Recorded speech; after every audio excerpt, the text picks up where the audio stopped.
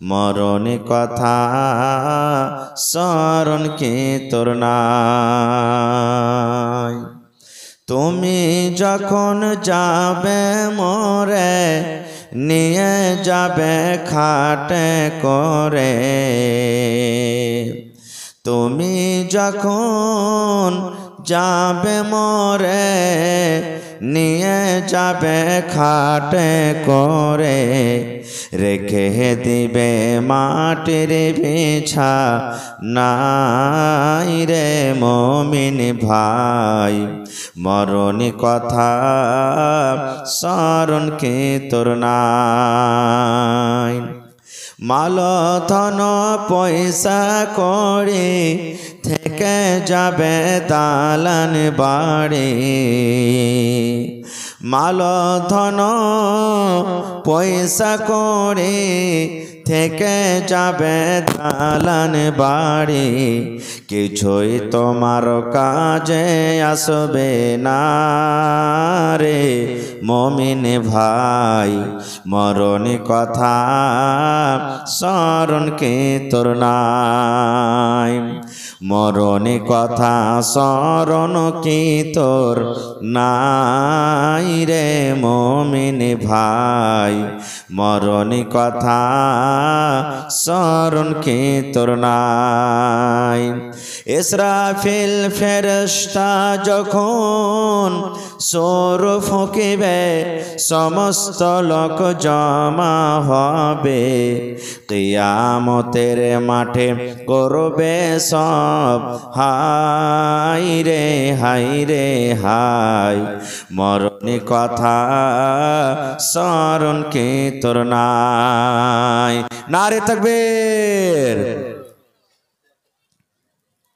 আজকে জলসার আমার যোগ্যতমায় শ্রদ্ধেয় সভাপতি সাহেব, উপস্থিত উলামায়ে কেরাম, সামনে বসে থাকা ইসলাম দরদি দিন দরদি ভাই ও বাবাজিরা, পর্দানসীন মায়েরা এবং খালারা, সমস্ত তারিফ ও গুণগান সেই মহান আল্লাহ তাবারাক ওয়া তাআলার জন্য, যে মহান আল্লাহ তাবারাক ওয়া তাআলা এত কনকনে ঠাড়, এত শীতের রাত্রে নরম গরম বিছানাকে ত্যাগ করে আল্লাহর হস্তে কোরআনের মাহফিলে, দ্বীনের মাহফিলে এসে কিছু বলার ও শোনার তৌফিক দিয়েছেন। তাই আমরা সে আল্লাহর প্রশংসা করি। সকলেই পড়েন আলহামদুলিল্লাহ। একটু জোর করে অন্তর থেকে মোহাব্বতের সাথে পড়েন আলহামদুলিল্লাহ।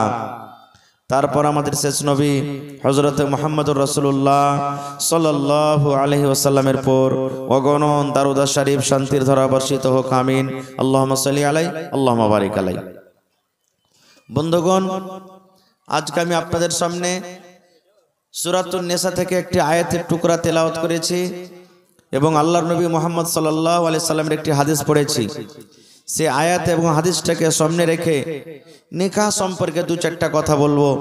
আল্লাহর কাছে দোয়া করি রব্বুল আলামিন আমি যা কিছু বলবো যেন সেই হাদিস এবং কোরআন থেকে বলতে পারি এবং তার প্রতি ছোট বড় সকলেই যেন আমরা আমল করতে পারি, তার জন্য আল্লাহ আমাদেরকে তৌফিক দেন। পড়ুন আল্লাহুম্মা আমিন। ভাই মুসলমান, আমরা হলাম মুসলমান, আমাদেরকে প্রত্যেক ইবাদত জেনে বুঝে করতে হবে। প্রত্যেক ইবাদত, নামাজ হলো, রোজা হলো, এরকম ভাবে যত রকম পৃথিবীতে আল্লাহ তাবারাক ওয়া তাআলা ইবাদত দিয়েছেন সমস্ত ইবাদত জানতে হবে, তারপরে আমল করতে হবে। না হলে কিছু ইবাদত এমন আছে যে আপনি মনে করবেন যে মনে হয় এতে নেকি আছে, নেকির কাজ, নেকি বুঝা করবেন, কিন্তু সেই জায়গাতে হয়তো উল্টা হয়ে গেল। আর উল্টা যখন হয়ে গেল, শরীয়ত বিরোধী যখন হয়ে গেল, তখন আমলটা কিন্তু নষ্ট হয়ে গেল, বরবাদ হয়ে গেল, উপর থেকে আরো গুনাহ হয়ে যাবে। এজন্য মুসলমানদের জন্য মাদ্রাসা দরকার, মুসলমানকে মাদ্রাসা চালাইতে হবে। আর এই মুসলমান আমরা যতদিন ঈমানকে বাঁচিয়ে রাখতে চাই, মাদ্রাসাকে বাঁচিয়ে রাখতে হবে। মাদ্রাসা যদি আমাদের শেষ হয়ে যায়, জানতে হবে আমাদের ঈমানও শেষ হয়ে গেল। কারণ মুসলমান মেন শরীয়ত মাদ্রাসা থেকে পায়। তো ভাইয়েরা আমার, এই যে আমাদের সমাজে নিকাহ বিবাহ, যে আমরা ছেলে মেয়ের বিবাহ দিই বা নিজে বিবাহ করি, সমাজের মধ্যে কিছু হয়তো আমরা উল্টা পাল্টাও কাজ করি, এই সমস্ত কাজগুলা আমি তো সময় লম্বা মনে হয় কিছু বলতে পারবো না, আমার পিছু আরো 3 থেকে 4 জন বক্তা আছেন, মৌসুম ঠান্ডা, আমি কথাকে লম্বা করব না ভাই আমার। তবে নেকি মনে করে কিছু আমরা কাজ করি, আর যেগুলা হয়তো নেকি যে কাজগুলাতে পাবো সেই কাজগুলা হয়তো আমরা কত লোক ছেড়ে দিই। এই বর্তমান যুগে যেমন আজকে আমরা মুসলমান কথাতে কথাতে বলি, যখন 2 জন 4 জন 5 জন 7 জন যখন আমরা এক জায়গাতে বসে যাই, কথাতে কথাতে বলি যাবে মৌলবীর মুখে শুনেছি রে সালা হারামি 7টা পর্যন্ত বিয়া করা যায় যাচ্ছে, বলে না বলে না বলে না। আমার যোগ্য যোগ্য আলিম বসে আছেন, মাদানী সাহেব বসে আছেন, এরকম তো কোনো হাদিসে বা কোরআনে নেই যে 7টা আপনি বিয়া করবেন। 7টা বিয়া করেন মানে নেই, কিন্তু একসাথে 4টে স্ত্রী কি আপনি রাখতে পাবেন? একসাথে নিজের স্ত্রী করে 4টে কি রাখতে পাবেন? এবার যখনই 5 নম্বর আপনি বিবাহ করার মন করবেন, এই 4টার মধ্যে একটাকে আপনাকে ক্যান্সেল করতে হবে, তালাক করতে হবে। তাহলে আপনি এই নিজের মনে যে বলে দিই আমরা যে 7টা রাখতে হবে, যে না, এরকম কোনো হাদিসে নেই। যদি এরকম ভাবে আমরা বলি তাও কিন্তু এটা কোরআন হাদিসের উল্টো আমরা কথা বলে দিলাম। কতটি বিয়ে করতে পারবেন আপনি, আমি কতটি বিয়ে করতে পাবো আল্লাহ তাবারাক ওয়া তাআলা সেটাও জানিয়ে দিয়েছেন। কি আল্লাহ তাবারাক ওয়া তাআলা বলছেন, ফানকিহু মা তাবা লাকুম মিনান নিসাই, হে দুনিয়ার মানুষ তোমরা বিয়ে করো যেই নারী, যে বেটি ছেলে, যে মহিলা তোমাদের পছন্দ হয়, মহিলাদের মধ্যে যেটা তোমাদেরকে ভালো লাগবে তাকে তোমরা বিয়ে করো। কতটি বিয়ে করো? মাসনা মানে 2টা বিয়ে করো, কিংবা সোলাসা 3টে করো, ওয়ারবা পারলে 4টা করো। এবার আল্লাহ তাবারাক ওয়া তাআলা বলছেন যে তুমি 2টা বিয়ে করেছো, কিংবা 3টা করছো, কিংবা 4টে বিয়ে করেছো, এবার তোমার যদি ডর হয়, অন্তরে ভয় হয় যে হারে 2টা তো স্ত্রী নিয়ে আসবো বা 3টে বিয়ে করব, এবার যদি তাদের মধ্যে কি বলছে যে ইনসাফ করতে পারবো কি পারবো না, তাদের মধ্যে আমি ফয়সালাটা করতে পারবো কি পারবো না, হয়তো একটাকে আমি বেশি দেখবো, একটার দিকে হয়তো আমার মোহাব্বত ভালোবাসা কম হয়ে যাবে, এরকম যদি ভয় হয়, ইনসাফ করতে না পারো, তো আল্লাহ তাবারাক ওয়া তাআলা বলছেন একটাই তোমাদের জন্য যথেষ্ট, একটা কি করো। আর সাধারণ ব্যাপার, এটা কথা আপনারা আমরা জানি, একটা স্ত্রী বাড়িতে আছে, আপনার একটা স্ত্রী বাড়িতে আছে, যদি আপনি ওকে 1 পোয়া যদি মিষ্টি নিয়ে যে খাওয়ান কিচ্ছু বলবে না, কিন্তু ওই জায়গাতে যখন আরেকটা স্ত্রী বাড়িতে নিয়ে আসবেন আর আপনি ওরকমই 1 পোয়া করে তাকে মিষ্টি দিচ্ছেন, এবার তার পরের দিন মনে মনে হয়তো মুখে বলি দিবে যে ই মিনসা গজুয়া আরেকটা বিয়ে করেছে, এখন ও যখন বাড়িতে এসেছে তা আমি কম পাচ্ছি, ওকে মনে হয় আমার থেকে ডাবল ডাবল করে দিচ্ছে। বলবে না বলবে না? জি বলবে। ভাই আমার, এ ভাই মুসলমান, আল্লাহর নবীর জামানাতে আল্লাহুস সামাদ উম্মাহাতুল মুমিনিন যত পৃথিবীতে কিয়ামত পর্যন্ত মুসলমান আসবেন তাদের মুসলমান মুমিনদের মা বলা হয়েছে নবীজের স্ত্রীদেরকে। তাদের মধ্যে এরকম কিছু হয়েছে এক একটা, যেমন একটা উদাহরণ দিই আপনাদের সামনে ভাই আমার, তাহলে এরকম ভুল ধারণা করবেন না যে তারা গুনাহগার পাপী। মানে আমি উদাহরণ দিচ্ছি যে এরকম ঘটেছে মহিলাদের মধ্যে হয়। যেমন আল্লাহ রাসূল সাল্লাল্লাহু আলাইহি সাল্লামের 11টা স্ত্রী, একসাথে 7টা ছিলেন, আলাদা আলাদা বাড়ি। আরো একটা জানা রাখেন, 2টা স্ত্রী করেন, 3টা করেন, 4টা করেন, মানা নাই, কিন্তু একই রুমে একই বিছানে নিয়ে থাকবেন না আপনি। রুম আলাদা আলাদা করতে হবে, ঘর আলাদা আলাদা করতে হবে। এটা নয় যে একটা পালং লাগা আছে, একদিকে ওই শীত থাকবে, একদিকে আমি শীত থাকবো, না, রুম আপনাকে আলাদা আলাদা করতে হবে। আপনি 2 জন স্ত্রীকে বসে একসাথে খান, একসাথে গল্প করেন, একসাথে বসে থাকেন, হাসি মজাক করেন, এরকম কোনো ব্যাপার নয়। কিন্তু যখন আরামের দরকার হবে ওর আলাদা রুমে ওকে রাখতে হবে, আর একটা বিবিকে আলাদা রুমে আলাদা করে রাখতে হবে, একই সাথে করতে হবে না কো। এবং রসুলের হাদিস কি আছেন জানেন?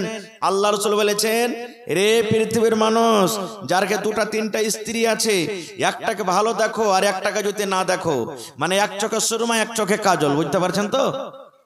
বুঝতে পারছেন? মানে একটার সাথে খুব ভালোবাসা, এটা দেওয়া ওইটা দেওয়া, এই দেওয়া ওই দেওয়া, আর একটাকে শুধু যেমন থেকে আসবে মায়ের গায়েল, কিছু দিবে না, এরকম যারা করো, আল্লাহ রাসূল বলেছেন কিয়ামতের দিন ওর ঘাড় খান যা আছে টেঁড়ায় আঁটবে, ঘাড়খানটা টেঁড়া হয়ে যাবে কিয়ামতের দিন। আল্লাহ তাবারাক ওয়া তাআলা কিয়ামতের মাঠে সমস্ত লোককে দেখাবেন আর বলবেন, এই দেখো এই লোকটার দুটা তিনটা স্ত্রী ছিল, একটাকে ভালোবেসেছে বাকি গালাকে বাসেনি, যার কারণে দেখো আর ঘাড়টা টেঁড়া হয়ে গেছে।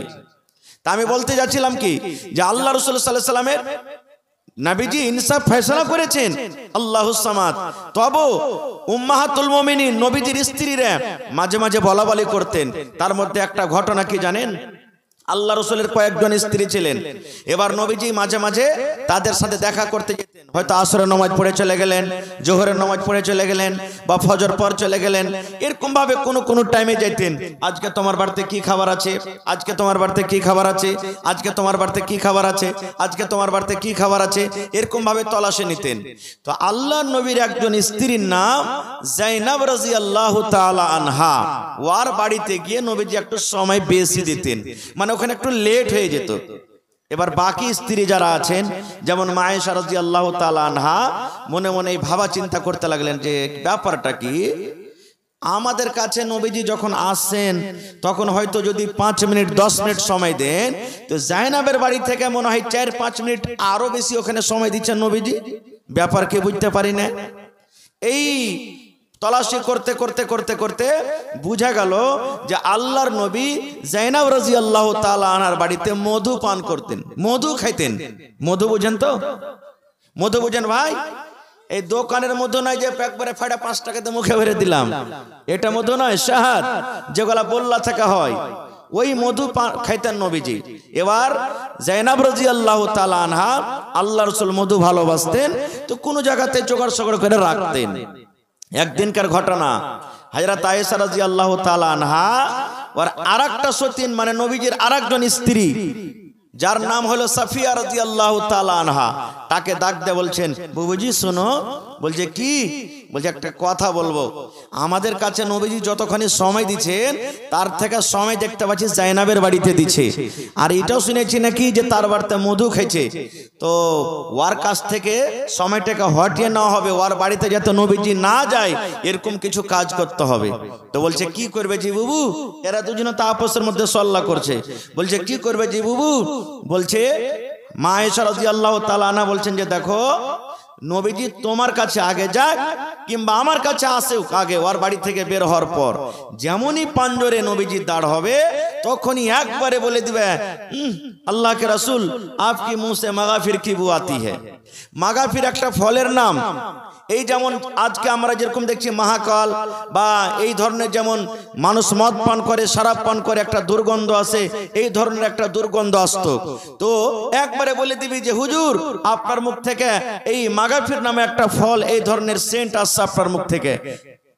যেমন এরকম ভাবে তাদের প্ল্যানিং হয়ে গেল। এবার ঠিক তারা নিজের নিজের জায়গাতে আছে। আল্লাহ রাসূল সাল্লাল্লাহু আলাইহি সাল্লাম কিছুক্ষণ পর এসে মা আয়েশার পাঞ্জরে যেমনই এসেছেন তেমনই তো প্ল্যানিং করা ছিল। আল্লাহুস সামাদ চট করে মুখখানটাকে ঘুরিয়ে বলছেন, হুজুর আপনার মুখ থেকে কেমন কেমন একটা দুর্গন্ধ আসছে, মাগাফিরের ফলের মতন দুর্গন্ধ আসছে। আপনি কোনো মদ টান নাশা পানি এরকম করেছেন নাকি? সুবহানাল্লাহ। যেমন কথাটা বলা, আল্লাহ রাসূল সাল্লাল্লাহু আলাইহি সাল্লামের মনে হয় পায়ের তল থেকে জমিন হয়ে গেল। নবীজি তখন বলছেন, যারে আমি মাগাফির কোথায় খেলাম? আমি তো যায়নাবের বাড়ি থেকে আসছি, ও আমাকে শাহাদ মধু খাওয়ালো, মধু খেয়ে আমি আসছি, আমি কোথায় পেলাম এই ধরনের ফল? তখন মা আয়েশা রাদিয়াল্লাহু তাআলা আনহা বলছেন, হইতে পারে আপনি জানেন না, আপনার গায়ে বানাতে যদি ওই অতি কিছু মিলিয়ে দিয়ে থাকে, ওই ফল টলগুলা কিছু মিলিয়ে দিয়ে থাকে, ওর রসগোলা যদি মিলিয়ে দিয়ে থাকে, আপনি জানেন না খো? তখন আল্লাহ রাসূল কি বলছেন জানেন? ওরে সুবহানাল্লাহ, আল্লাহ রাসূল সাল্লাল্লাহু আলাইহি সাল্লাম এবারে বলে দিলেন, ও আমার বিবি আয়েশা শুনে নাও, আজ থেকে আমি নবীজি শাহাদকে আমি হারাম করে দিলাম, মধুকে আমি হারাম করে দিলাম। আমার বেঁচে থাকা কালে জীবনে আমি আর মধু পান করব না, শাহাদ খাবো না, হারাম করে দিলাম। আজ থেকে আমি মধুকে হারাম করে দিলাম, মধু আর খাবো না। ওরে সুবহানাল্লাহ, আল্লাহ তাবারাক ওয়া তাআলার এই কথাটা পছন্দ হলো না। আল্লাহ তাবারাক ওয়া তাআলা তাড়াতাড়ি করে জিবরিল আমিনকে ডাক ডাক দেয়, বললেন জিবরিল রে, যাও যাও আমার নবীর প্রতি তুমি, কোরআনের মধ্যে একটা সূরা রয়েছে যে সূরাটার নাম হলো সূরা তাহরিম, যাও যাও আমার নবীর পরে এই সূরাটাকে তুমি নাজিল করে দাও। এই সূরাটা আমার নবী পড়বে, এই সূরাটা আমার নবী জানবে, জানার পর নবীর দ্বারা থেকে যে ভুল হয়ে গেল সেটা জানবে। বন্ধুরে আমার, আল্লাহ রাব্বুল আলামিন ডাইরেক্ট নবীকে ডাক দিয়ে বলছেন, ও আমার নবী, তুমি তোমার বিবিদেরকে খুশি করার জন্য, বিবিরাকে রাজি করার জন্য, তোমার বিবিরা যেন খুশি হয়ে থাকে, রাজি হয়ে থাকে, তোমার বিবিরাকে রাজি রাখার জন্য তুমি আমার হালাল করা মধুকে তুমি হারাম করে দিয়েছো। এ মোহাম্মদ, তুমি শুনে নাও, তুমি হারাম করনেওয়ালা কে? তুমি কেন আমার শাহাদকে তুমি হারাম করে দিয়েছো? আমার মধুকে তুমি কেন হারাম করে দিয়েছো? আল্লাহ রাব্বুল আলামিন ডাইরেক্ট কোরআন মাজিদ নাজিল করে দিলেন। ভাই আমার, আরো কিছু কথা আছে, কেন আমি ওদিকে যাব না, বলার উদ্দেশ্য হলে এই, আমি ঘটনাটা এই জন্য বললাম যে বাড়িতে যদি এক থেকে দ্বিতীয় তৃতীয় চতুর্থ স্ত্রী যদি থাকে, তো মাঝে মাঝে এরকম ঘটনা ঘটে যায়, বা আপোষের মধ্যে এরকম ভাবে তাদের টানাটানি থাকে না। দেখবেন যাদের দুটা স্ত্রী আছে, আল্লাহর রহমতে যদি কোনো বাড়ি ভালো থাকে তো আলহামদুলিল্লাহ, না হলে মাসে যারা মন্ডল আছে, সর্দার আছে না, এরা মাসে কমসে কম 15 দিন বিচার করতে যাবে ওর বাড়ি, যায় কি যায় না? যায়। এবারে ভাই মুসলমান, এক পয়েন্ট হয়ে গেল যে 4টা পর্যন্ত আপনি স্ত্রী বাড়িতে রাখতে পাবেন। এবারে বলবেন, হাজি মাওলানা, স্ত্রী যে বাড়িতে 4টা পর্যন্ত রাখবো, তো কোন ধরনের ছেলেরা বিয়ে করবে, কাকে বিয়ে করে আল্লাহ রাসূল সাল্লাল্লাহু আলাইহি ওয়াসাল্লাম আদেশ করেছেন, কোন ধরনের মানুষ বিয়ে করবে, এটাও আল্লাহ রাসূলের হাদিস আছে, 1400 বছর আগে রাসূল বলে দিয়েছেন, ইয়া মাশারাশ শাবাব, ও যুবকের দলেরা তোমরা শুনে নাও, মান ইসতাতা মিনকুমুল বাত, ও যুবকের দল, তোমাদের মধ্যে যার বাতের ক্ষমতা রয়েছে তারা বিয়ে করবে। যাদের মধ্যে বাত রয়েছে, এবার বলবেন মাওলানা, বাত কাকে বলা হয়েছে, বাত কাকে বলে? রাসূল তো বলেছেন যার মধ্যে বাত রয়েছে। যুবককে ডাক দিয়ে বলছেন, ও যুবকের দল তোমরা শুনে নাও, তোমাদের মধ্যে যাদের বাতের ক্ষমতা রয়েছে তারা বিয়ে করবে। এবার বলবেন মাওলানা, বাত কাকে বলে? মুহাদ্দিসিনে কেরাম বাতের 3টা মানা করেছেন।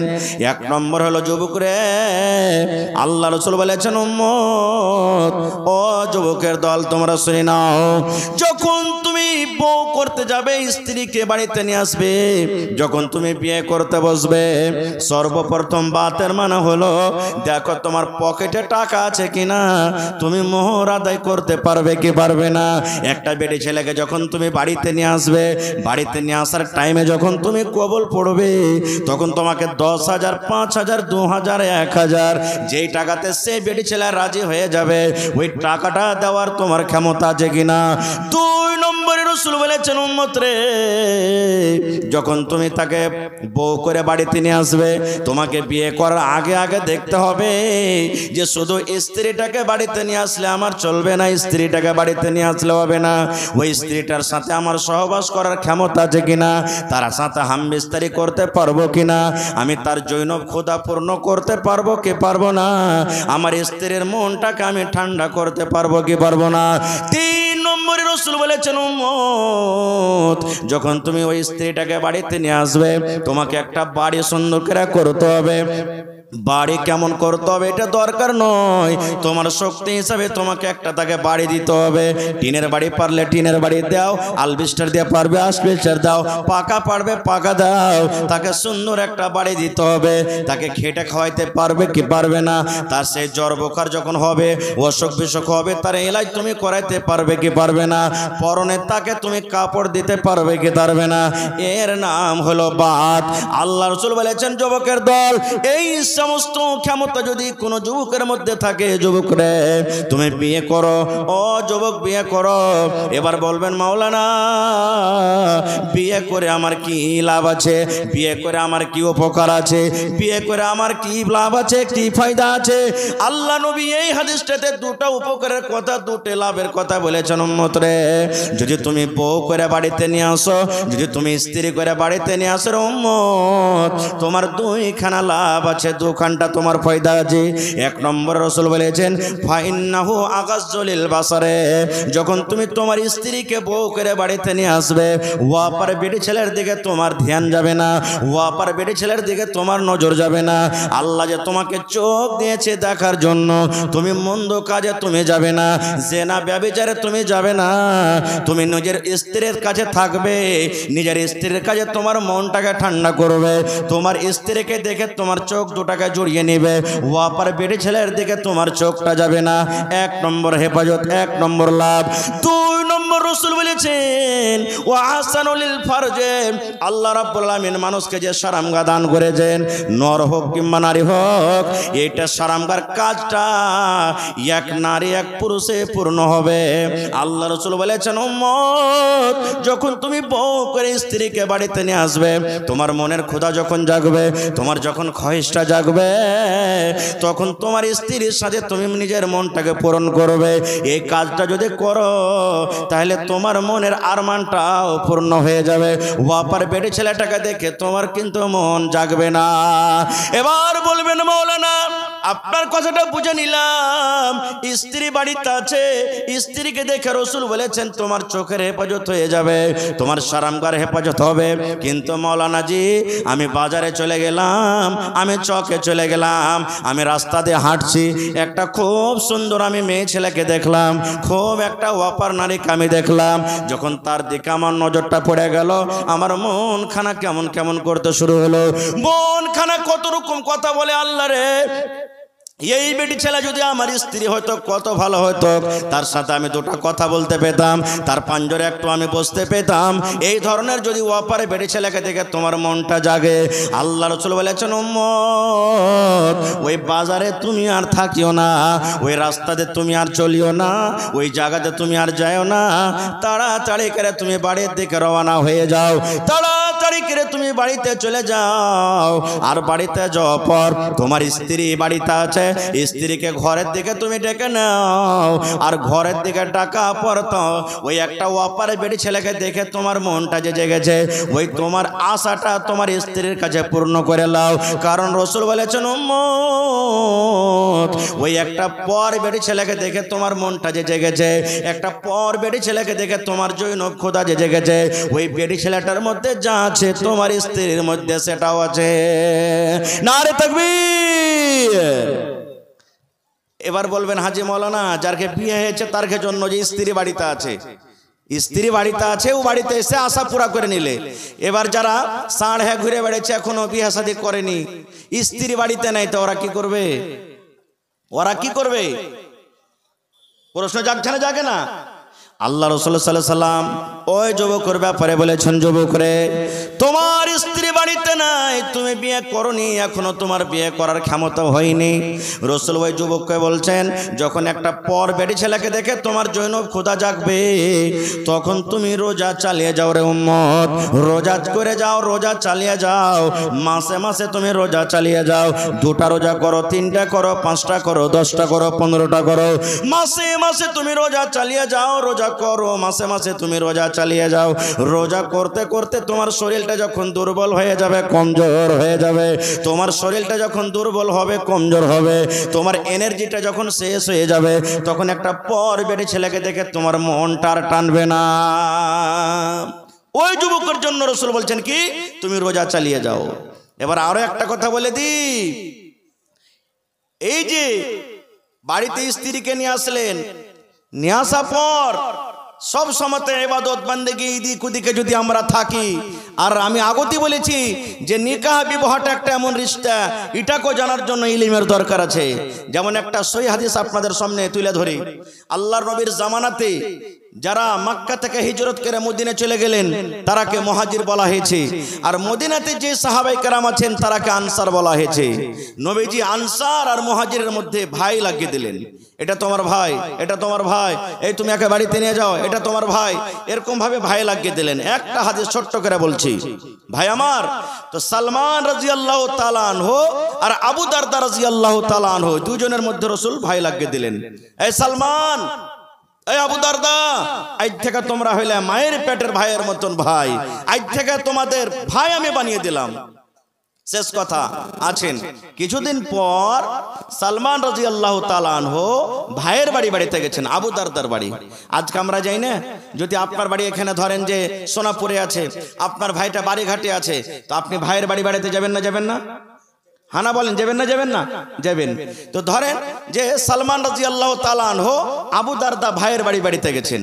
যেমন আমরা শ্বশুরের বাড়িতে যাই, নানির বাড়িতে যাই, ভাইয়ের বাড়িতে যাই, এই ধরনের বিভিন্ন রকমের আমরা বেড়াইতে যাই। তো সালমান রাদিয়াল্লাহু তাআলা আনহু ভাই আবু দারদার বাড়িতে গেছেন।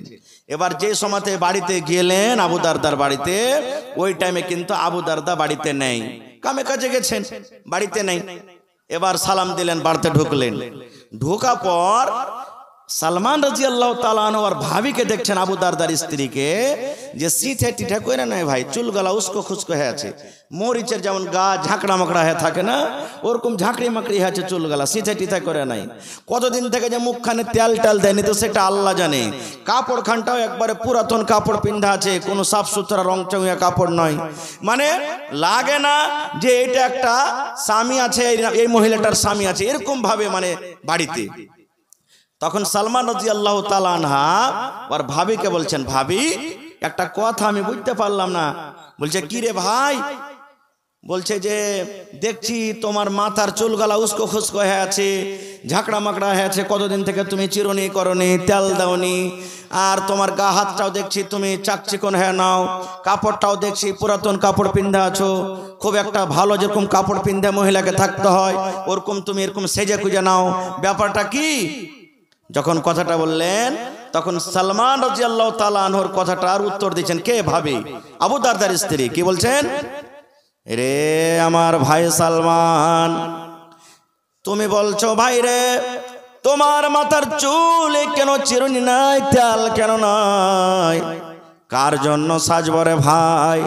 কে আমার সাজ দেখবে? কে আমার সীতা করা দেখবে? কাকে আমি সীতা দেখাবো? কে আমার নতুন কাপড় দেখবে রে ভাই? আমি নতুন কাপড় যদি পিন্ধি, আমার নতুন কাপড় পিন্ধাটা কে দেখবে? আমি কাকে নতুন কাপড় পিন্ধে দেখাবো? আমি যে মেকআপ করে থাকবো, আমার মেকআপ কে দেখবে? আমি যে সুন্দর হয়ে বাড়িতে সেজে গুজে থাকবো, আমার সৌন্দর্যটা কে দেখবে? আমার মাথাতে চিরুনি করে থাকবো, মাথাতে তেল লাগিয়ে থাকবো, আমার তেলটা কে দেখবে? চিরুনি করা চুল কে দেখবে? কে দেখবে? কার জন্য আমি সেজে থাকবো? যখন কথাটা বলা তখন সালমান বলছেন, ভাবি কেমন কথা তুমি বলছো? কাকে দেখাবে তুমি? আরে আমার ভাই আবু দারদাকে তুমি দেখাবে, তার সামনে সীতা করে থাকবে, সুন্দর করে পাউডার লাগিয়ে থাকবে। মানে ওই যুগে পাউডার ছিল না ভাই, বোঝার জন্য বলছি, তো বলবে মৌলানা তখন তো পাউডার ছিল না। কার জন্য তুমি সেজে গুজে থাকবে? কার জন্য তুমি তেল মেখে থাকবে? আমার ভাইয়ের জন্য থাকবে। এই যুগেকার মহিলার মতন তো নয়। ভাইয়ের যখন বিয়ে লাগবে তখন সন্ধ্যের বেলাতে রাতের বেলাতে পুরুষকে বলবে, হাজি হারগে হোদলার যে বিয়ে লেগেছে, তো বৈরাত যাবো, তো এখানে যে ভালো কাপড় গেলা নাই, 1000 টাকা দামের কাপড় কিনে দেবে স্ত্রীকে, আর নিজের পুরুষের সামনে পিনবে কতক্ষণ, যতক্ষণ বৈরাত যায়নি। পিন্ধে গেল ওইখানে সব পর পুরুষকে দেখিয়ে এলো কাপড়, আর যেমনি বাড়িতে ঢুকবে 2 মিনিটও হবে না কাপড়কে পাল্টে পুরনো একবারে ওই যেগুলাতে কালি ঝালি লেগে আছে ওগুলো পিন্ধে থাকবে পুরুষের সামনে। ঠিক না ঠিক? হ্যাঁ, পুরুষের সামনে মেয়েটা হয়ে থাকবে, ওকে দেখাবে না, ও পরের পুরুষকে দেখাবে, ও পরকে দেখাবে। তো বলছে আমার ভাইয়ের জন্য তুমি সাজে থাকবে। এবার তার ভাবি বলছেন, রে ভাই সালমান, তোমার ভাই নেককার মানুষ, তোমার ভাই দিনদার মানুষ, আমার তো তার দরকার নাই। ভাইরে তাইলে শুনে লাও, এই জন্য আমি সীতা করি না, এই জন্য আমি চুলে তেল দিই না, এই জন্য আমি চুলে চিরুনি করি না, এই জন্য নতুন কাপড় পিন্দি না রে ভাই। তোমার ভাই আবু দারদা আছে, দিনের বেলাতে রোজা চালিয়ে যায়, দিনের বেলাতে রোজা করে, রোজা ছাড়ে না, রোজা বাদ দেয় না। 1 মাস তো রমজান মাসে রোজা রাখে, 1 মাস পর আরো যেগুলা পাক দিন রয়েছে, যে সমস্ত দিনে আল্লাহ রোজা রাখার হুকুম করেছেন, ওই নফল রোজা চালিয়ে যায়, নফল রোজা করে। এবার ভাই তুমি জানো, যারা রোজা করে রোজার হালাতে নিজের বেবের সাথে মিলতে পাবে না, না পাবে? পাবে না, রোজার হালাতে বেবের সাথে মিলতে পাবে না। ভাই রে, তাহলে দিনের বেলাতে আমি নতুন কাপড় পিনতে কাকে দেখাবো? ও তো আমার দিকে দেখবে না, ও তো আমার বিছানে দিনের বেলাতে আসবে না, ও তো আমার পাঞ্জরে বিছানে দিনের বেলাতে শুবে না। কাকে দেখাবো রে ভাই? এইবারে সালমান বলছেন ভাবি গে, তাহলে তুমি রাতের বেলাতে তুমি এগুলা দেখাবে? বলছেন না রে ভাই, না, রাতের বেলাতে হয় না। তোমার ভাই আবু দারদা আছে, এশারের নামাজের পর তাহাজ্জুদের নামাজ পড়তে শুরু করে দেয়। এত লম্বা লম্বা করে সূরা পড়ে, এত লম্বা লম্বা তাহাজ্জুদের নামাজ পড়ে ভাই রে। এই নামাজ পড়তে পড়তে পড়তে পড়তে পড়তে ফজরের আজান পর্যন্ত হয়ে যায়। এবার ফজরের পর এবার জানো তুমি আবার সেই পরার দিনের রোজা চালু হয়ে গেল। তাহলে দিনের বেলাতে রোজা করে আর রাতের বেলাতে ও তাহাজ্জুদের নামাজ পড়ে পড়ে রাতটা কাটিয়ে দেয়। তাহলে ভাই তুমি কাকে বলো? আমি কাকে দেখাবো? কে আমার সাজন দেখবে? আমি কার সামনে সেজে থাকবো? তখন বলছে এটাই কথা না তো? হ্যাঁ। বলছে ঠিক আছে। এই গল্প সল্প করতে করতে ওর ভাই আবু দারদা বাড়ি চলে এসেছেন। যেমনি বাড়িতে আসা, কত সালাম কালাম গলা গলি, কত পিয়ার মোহাম্মদের কথা। স্ত্রীকে বলছেন, এই উম্মে দারদা, আরে ভাই এসেছে সালমান, খাইতে টেতে দাও না। বলছে তোমার ভাইকে খাইতে দিয়েছি তো। বলছে আমার ভাই বাড়িতে আসবে, তাহলে আমি খাবো, খাই না তো আমি কি করব? বলছে ঠিক আছে দাও, খানা দাও। সামনে যখন খানা দিয়েছে তখন এবারে আবু দারদা বলছেন, সালমান ভাই তুমি খাও, খাও ভাই তুমি খাও। তখন সালমান বলছেন যে আমি খাবো না একাই। বলছে কেন? বলছে তুমিও আমার সাথে বসো তাহলে খাবো। কি বলছেন? তুমিও আমার সাথে বসো তাহলে খাবো।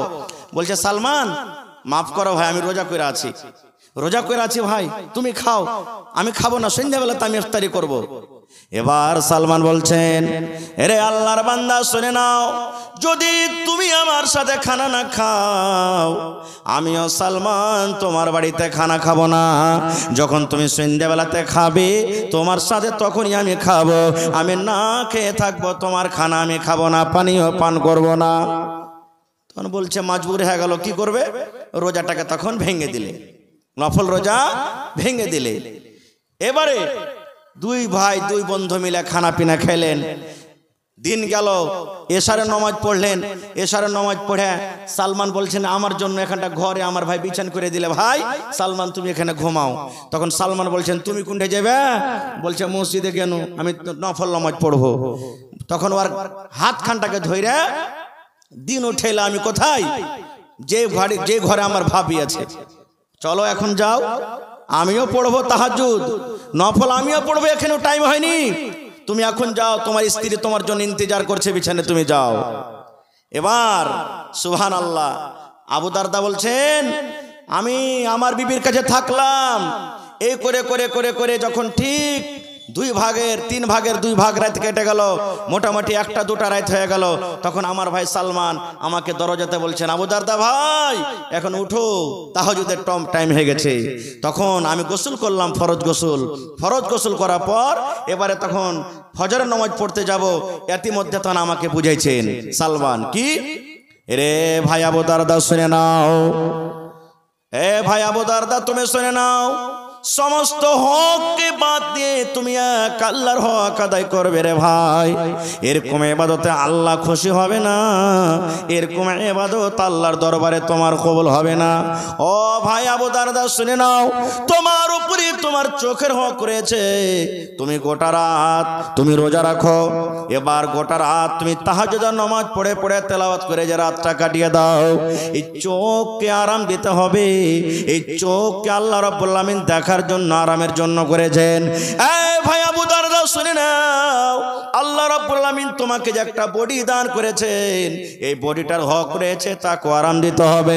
তোমার বাড়িতে যে মেহমান আসবে, মেহমানের সাথে তোমাকে খেতে হবে, 2টা ভালো মন্দ গল্প করতে হবে, তোমার উপরে তোমার মেহমানের হক রয়েছে। তোমার বাড়িতে তোমার যে বাচ্চা আছে, বাচ্চার সাথে একটু কথা বলবে, বাচ্চাকে আদর দিবে, প্যার করবে, এই বাচ্চার তোমার উপরে হক রয়েছে। এই ভাই আবু দারদা শুনে নাও, তোমার বাড়িতে তোমার স্ত্রী রয়েছে, স্ত্রীর সাথে তুমি একটু আদর করবে, স্ত্রীকে ভালোবাসবে, স্ত্রীর সাথে ভালো মন্দ কথা বলবে। আর তুমি সমস্ত হককে বাদ দিয়ে তুমি যদি এক আল্লাহর হক আদায় করো, বিবির হককে যদি মেরে দাও, বিবির হক মেরে আল্লাহর হক আদায় করো, মেহমানের হককে মেরে যদি আল্লাহর হক আদায় করো, যদি বাচ্চারকে হক মেরে তুমি এক আল্লাহর হক আদায় করো, তাহলে এরকম ইবাদতে রব্বুল আলামিন খুশি হবেন না, আল্লাহ বেজার হয়ে যাবেন। নারে তাকবীর। এই ধরনের অনেক আরো হাদিস আছে। হাদিসটা বলার উদ্দেশ্য হলো এই যে বাড়িতে স্ত্রীকে রেখেছেন, বাড়িতে স্ত্রীকে রাখার পর কত ভাইকে দেখবেন 6 মাস বছরের জন্য বিদেশ গেছে তো গেছে, বিবিটার কোনো খোঁজ খবরই নেই। আর এরকম আছে না নেই? হানা বলেন না, আছে না নেই? খোঁজ খবরই নেই। ভাই ভাই আমার সময় হইতে চলছে, বাস এক দুটা হাদিসের কথা বলে দিই। এবারে বলবেন হাজি মাওলানা কোন ধরনের বেটি ছেলেকে বিয়ে করতে হবে? এখানে একটা প্রশ্ন জাগছে, কোন ধরনের মেয়ে ছেলেকে বিয়ে করতে হবে? এটাও সহিহ হাদিস, আল্লাহ রাসূলের হাদিস আছে। আল্লাহ রাসূল বলেছেন উম্মত তুনকাহুল মারাতু লিআরবাইন, মেয়েদেরকে রাসূল বলেছেন আমার উম্মতরা শুনে নাও, রাসূল বলেছেন তুনকাহুল মারাতু লিআরবাইন, যে বেটি ছেলেকে বিয়ে করবে 4খানা গুণ দেখে তাকে বিয়ে করবে। আল্লাহ রাসূল বলেছেন মেয়েদেরকে বিয়ে করা হয় 4খানা গুণ দেখে।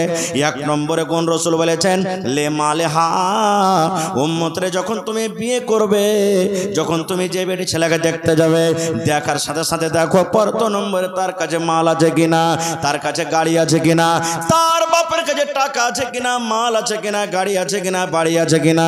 রাসূল বলেছেন 1 নম্বরে তুমি মাল দেখো। 2 নম্বরে রাসূল বলেছেন ওয়ালে হাসাবে হা, তার বংশ দেখো, তার ঝাড় দেখো, তার বংশ কেমন, খানদান কেমন। 3 নম্বরে রাসূল বলেছেন উম্মত ওয়ালে জামালে হা, যাকে তুমি বউ করে নিয়ে আসবে 3 নম্বরে দেখো দেখতে সুন্দর আছে কিনা, দেখতে ভালো আছে কিনা, দেখতে চিকন আছে কিনা। 4 নম্বরে রাসূল বলেছেন উম্মত রে ওয়ালে দিনহা, যাকে তুমি বউ করে বাড়িতে নিয়ে আসবে উম্মত, ওই বেটি ছেলের মধ্যে দেখো দিনদারি আছে কিনা, ওই বেটি ছেলে নামাজ পড়ে কিনা, ওই বেটি ছেলে রোজা রাখে কিনা, ওই বেটি ছেলে তেলাওয়াত করে কিনা। দেখো 4 নম্বরে তার মধ্যে দিনদারি আছে কিনা। বন্ধুরে এবার বলবেন মাওলানা এই 4খানা গুণে বেটি ছেলে যদি 4 নিয়ে খোঁজা হয়, 1000-এ একটা পাওয়া যাবে, 500-তে একটা পাওয়া যাবে, 2000-এ একটা পাওয়া যাবে, তাহলে এই সমাতে কি করব? আল্লাহ রাসূল বলেছেন উম্মত রে ফাজফার বিজাতিদ্দিন, দিনদারে মেয়ে ছেলেকে তুমি তারজিহ দাও। যদি তার বাবার মাল না থাকে চলবে, মেয়েটা গরিব ঘরের চলবে, তার বংশ যদি ছোট হয় তাও চলবে, দেখতে কালো হয় তাও চলবে, ঠোঁট মোটা হয় তাও চলবে, নাক মোটা হয় তাও চলবে। আল্লাহ রাসূল বলেছেন 4 নম্বরে উম্মত ফাজফার বিজাতিদ্দিন, তার মধ্যে দিনদারি আছে, নামাজ পড়ে, রোজা রাখে, মহিলা তেলাওয়াত করে, 5 ওয়াক্তের ভালোভাবে নামাজ পড়ে, তার মধ্যে দিনদারি আছে, দিন বুঝে, শরীয়ত বুঝে। আল্লাহ রাসূল বলেছেন ওই দিনদারে মেয়ে ছেলেকে তুমি পছন্দ করো, ওই দিনদারে মেয়ে ছেলেকে তুমি তারজিহ দাও, ওই দিনদারে মেয়ে ছেলেকে তুমি বাড়িতে বউ করে নিয়ে এসো। নারে তাকবীর। এবার বলবেন মাওলানা দিনদারি যদি বউ বাড়িতে নিয়ে আসি তাহলে আমার কি লাভ আছে? আল্লাহ রাসূল সাল্লাল্লাহু আলাইহি ওয়াসাল্লামের একটা হাদিস শুনের বন্ধু।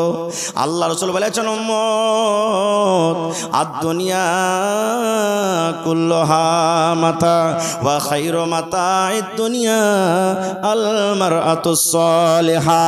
আল্লাহ রাসূল বলেছেন উম্মত রে জমিনের উপরে আকাশের তলাতে যত দামি জিনিস রয়েছে, যত সোনা রয়েছে এটা দামি জিনিস, যত চাঁদের জিনিস রয়েছে এটা দামি জিনিস, যত হীরা মুক্তামঙ্গা রয়েছে এটা দামি জিনিস, একদিকে রেখে দাও আর তোমার নেককার স্ত্রীকে তুমি একদিকে রেখে দাও।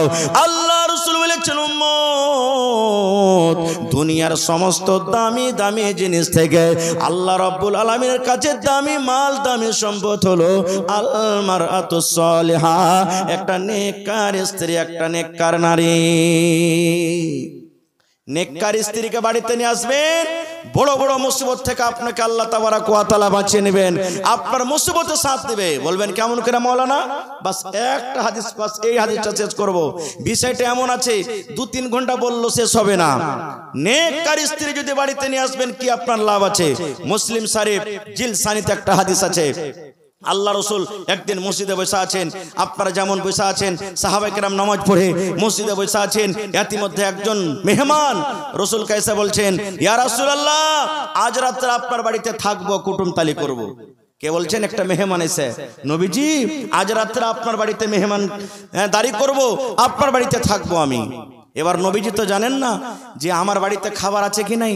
একজন সাহাবীকে বলছেন যে গো আমার বাড়িতে কুটুম এসেছে, দেখো তো একটা লোককে যাও তো আমার বাড়িতে একটু খবর নাও যে বাড়িতে খাবার আছে কিনা। খবর নেওয়া হলো, একে একে একে একে সমস্ত বিবিধ বাড়িতে খবর নেওয়া হলো। কি উত্তর হলো জানেন?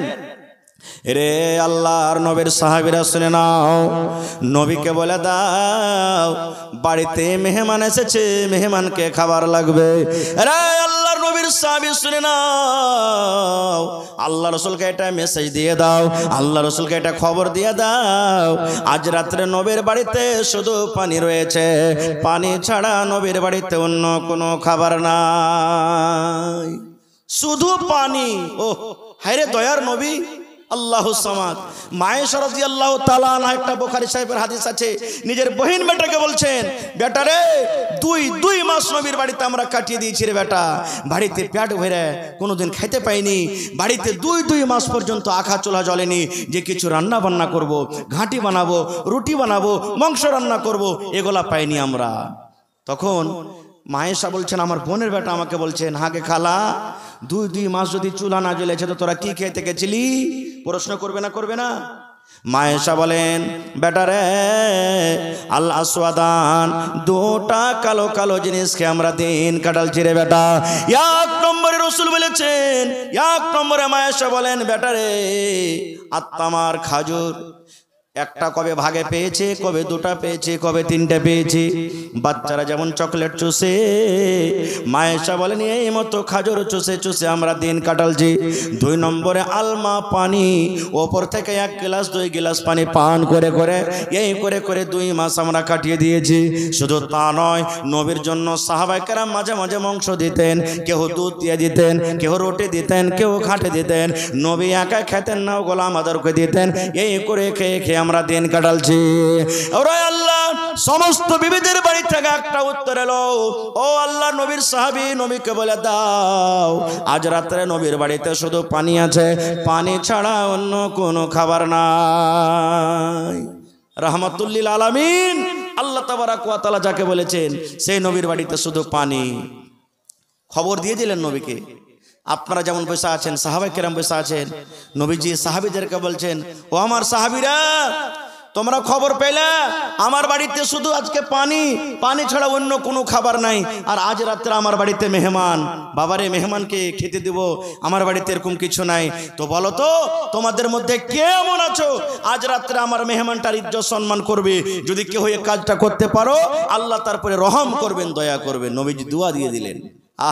আচ্ছা বলেন তো, যতটি এখানে পুরাতন বাপজিরা বসে আছেন, 50 বছর 40 বছর বয়সের আগেকার যত লোক বসে আছেন, এমনও দিন গেছে, হপ্তা গেছে যে হয়তো হপ্তাতে একদিন দুদিনে কিছু অল্প করে খেতে পেয়েছেন, এরকম দিন গেছে না যায়নি? হানা বলেন, হ্যাঁ, কতদিন না খেয়ে থেকে গেছেন, এরকম দিন গেছে না যায়নি? এখন একটা বাচ্চা তো যতটি নষ্ট করছে, তখন একটা পরিবার মিলে খেতে পায়নি। তো 1400 বছর আগেকার খবর কেমন হইতে পারে বুঝেন। সব সাহাবীরা বসে আছেন, সাহাবীদের মধ্যে একজন সাহাবী যার নাম হলো আবু তালহা রাদিয়াল্লাহু তাআলা আনহু, সে সাহাবী বলছেন, হুজুর আপনার মেহমানটা আমাকে দেন, আমি বাড়িতে নিয়ে যাব। কিন্তু আবু তালহাও জানে না যে আমার বাড়িতে খাবার আছে কিনা। নবীজি তাকে দিয়ে দিলেন মেহমানকে, বাড়ি নিয়ে চলে গেলেন, বসতে দিলেন। বাড়িতে ঢুকলেন আবু তালহা, তার স্ত্রীর নাম হলো রোমাইসা, একটা হাদিস আছে গোমাইসা, কিন্তু আসল নাম হলো বিবি রোমাইসা। বিবিকে বলছেন, বিবি রে আমি তোমার স্বামী আবু তালহা। বলে, বিবি রে আল্লাহ নবীর বাড়িতে মেহমান, কিন্তু নবীর বাড়িতে আজকে শুধু পানি আছে রে বিবি, কোনো খাবার নাই।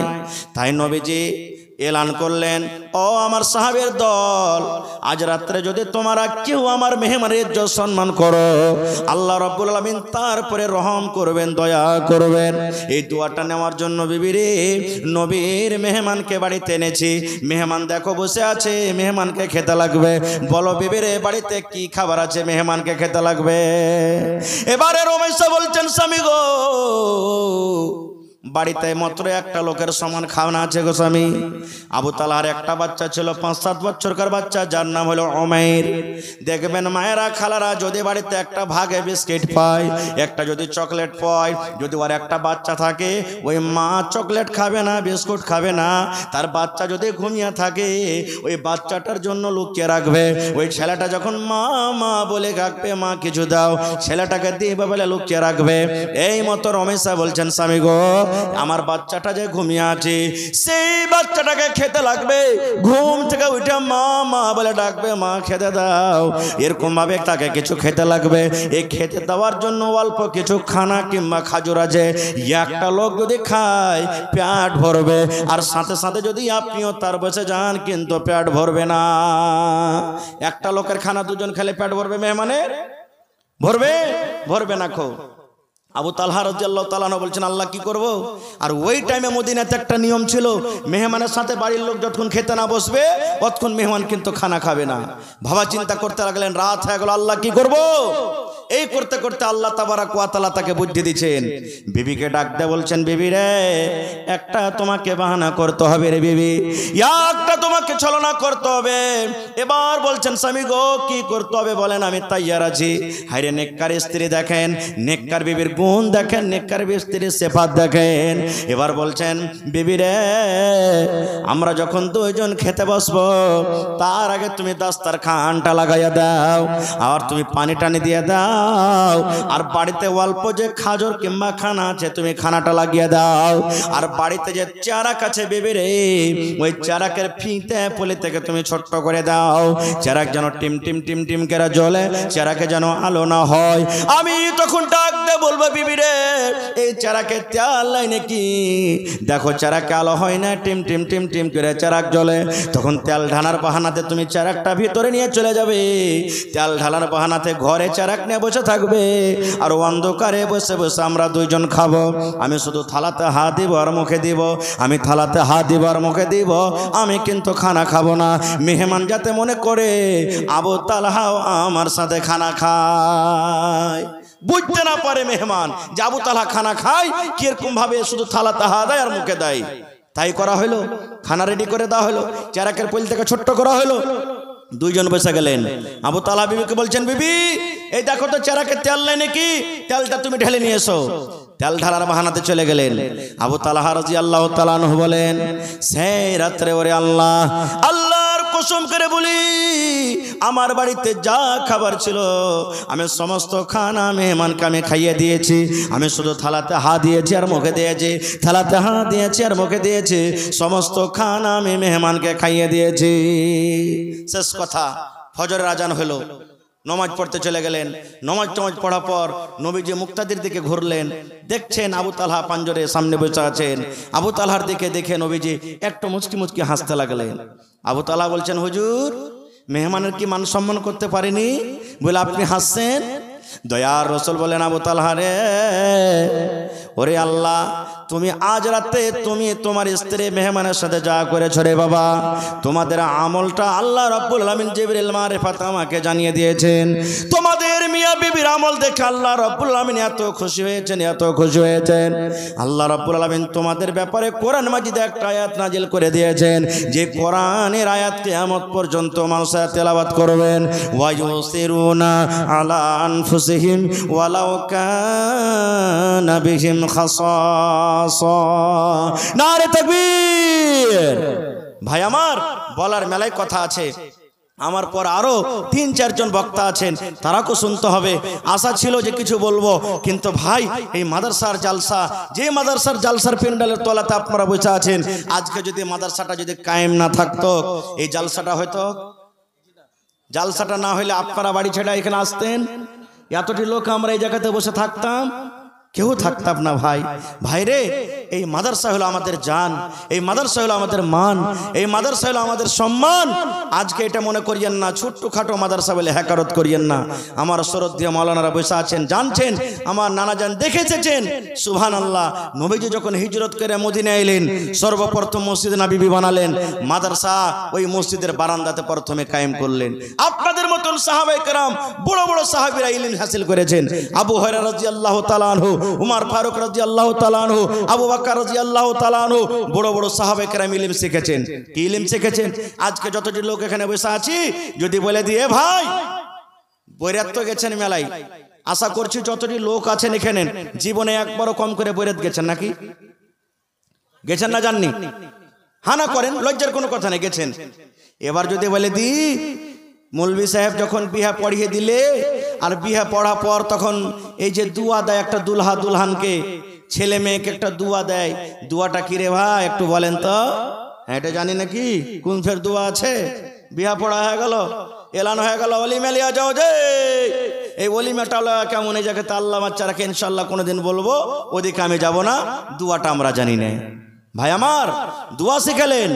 আল্লাহ রাসূল বলেছেন উম্মত যখন নতুন ছেলে এবং মেয়ের বিয়ে হবে, তুমি বরযাত্রী যাও কিংবা না যাও, বিয়েতে তুমি শরীক থাকো কিংবা না থাকো, তুমি শুনেছো তোমার বন্ধু কিংবা গ্রামের কিংবা অমুক গ্রামের কোন ছেলে এবং মেয়ের বিয়ে হয়েছে, তুমি শুনেছো, রাসূল বলেছেন তাকে দোয়া দাও, বারাকাল্লাহু লাক ওয়া বারাকা আলাইক ওয়া জামা বাইনাকুমা ফি খাইর।